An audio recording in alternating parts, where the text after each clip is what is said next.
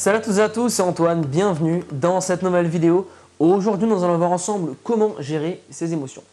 J'ai déjà fait plusieurs vidéos de ce type dans mes différents programmes et aujourd'hui, je me suis dit oui, je vais leur faire ce type de vidéo pour que vous arriviez à optimiser vos performances sur et en dehors du terrain et que vous preniez toutes ces émotions et que vous les mettez à bon escient dans votre vie de tous les jours ou encore bien évidemment sur le terrain.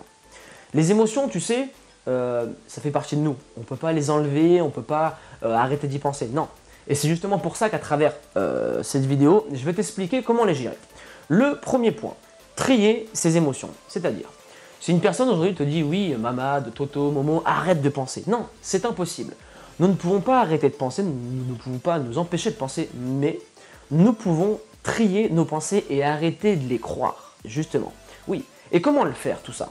Et bien tout ça, on peut le faire grâce au second point. Le second point, c'est connaître sa valeur. Un jour, une personne, parce que j'étais très sensible aux critiques vu que j'étais gardien, quand j'avais 9-10 ans, j'arrivais pas trop à gérer mes émotions.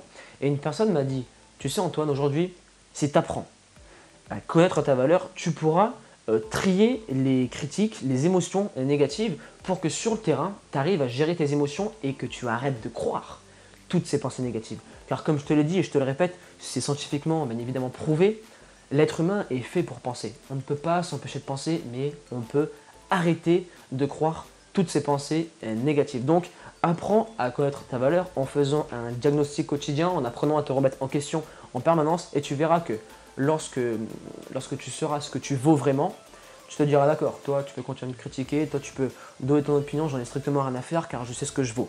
Et ça ne m'impacte pas du tout. Tu peux encore le répéter, hein. Justement, répète-le.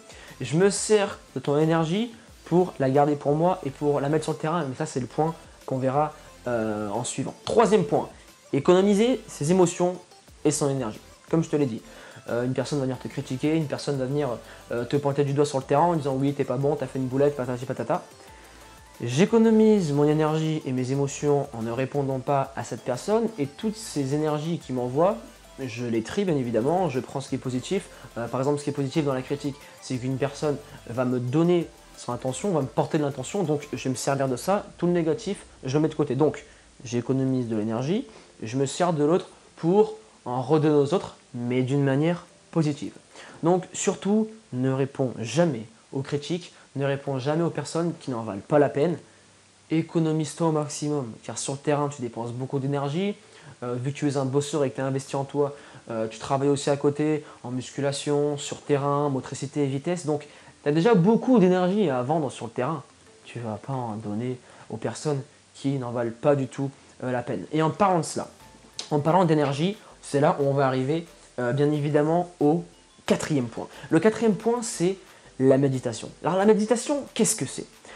Tu vas bien évidemment faire du travail de visualisation le soir dans ton lit, mais la méditation, tu peux le faire soit sur support musical, ou soit vraiment dans le silence. Soit tu te mets en tailleur assis, soit tu te mets sur une chaise, soit tu t'allonges dans ton lit. Et qu'est-ce que va t'apporter la méditation? Ou bien évidemment le yoga, à toi de faire un choix. Ça va t'apporter ce self-control. Tu apprends à faire redescendre ton pouls, à ressentir tes différents sens, l'ouïe, l'odorat, le toucher. Apprends à ressentir l'atmosphère et apprends à bien relâcher. Ça va te faire un très grand bien mentalement. Tu vas apprendre à te connaître encore plus qu'avant et tu vas apprendre à relâcher et à contrôler cette respiration qui t'aidera bien évidemment sur le terrain à gérer le stress, gérer les émotions et gérer toutes ces énergies négatives et bien évidemment gérer tes émotions. Nous arrivons au dernier point. Le dernier point, c'est que les autres n'ont que des opinions sur toi. Tes émotions montent en général par rapport aux autres et les autres viennent te dégager des énergies négatives ou des lieux négatifs. Mais surtout les personnes, aujourd'hui on va parler des personnes. Les personnes n'ont que des opinions sur toi. Comme je te l'ai dit précédemment, lorsque tu connais ta valeur, lorsque tu apprends à économiser toute cette énergie, ils n'ont que des opinions sur toi. Est-ce que cette personne-là a la stricte vérité? Non. Sinon des mecs comme Ronaldo, des mecs comme Messi, des mecs comme Ibrahimovic, tous les plus grands footballeurs du monde auraient bien arrêté s'ils s'arrêtaient sur l'opinion des gens. Donc ça c'est vraiment ma petite touche personnelle. Et dernier point, c'est que pour gérer tes émotions, sache que les autres n'ont que des opinions sur toi et ne détiennent pas la stricte vérité. Nous arrivons maintenant à la fin de cette vidéo et comme tu le sais, si tu es motivé à 300% pour gérer tes émotions et pour atteindre ton potentiel maximal, je t'invite à me mettre dans les commentaires hashtag motivation 100% et maintenant pour tous les joueurs qui souhaitent aller plus loin. Je vous invite à télécharger mon ebook, la Bible du footballeur, qui est totalement gratuite. Le lien est dans la description de cette vidéo et à présent je vais te laisser là. Persévérance et motivation et on avance ensemble.